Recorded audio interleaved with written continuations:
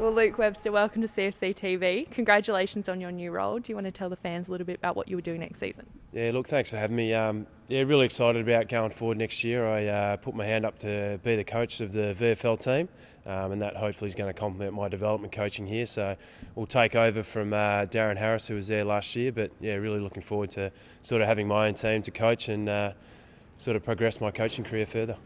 What was your involvement with the Northern Blues last year?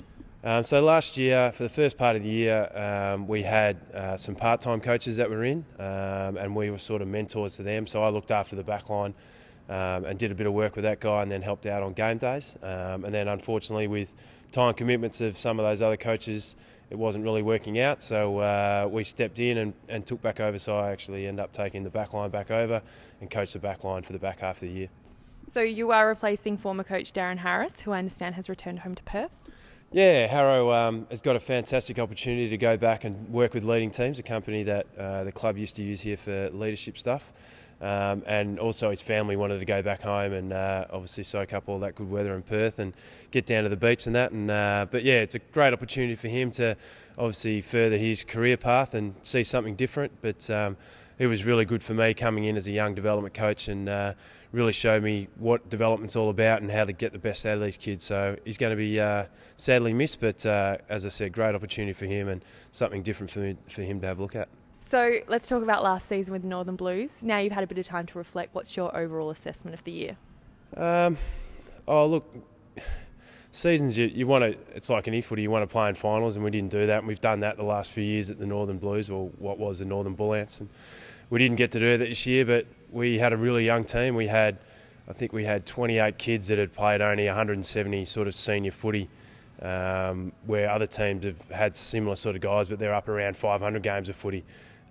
We lost a few crucial players, Adam Makibuchi, Jared McCorkle and guys like that have got a lot of VFL experience, so we didn't really replace them, but we got some good young kids coming through. So this year was more about a development year for those kids coming through. I think we played 14 new Northern Blues kids, which was a great result for the club that you get these young kids coming in.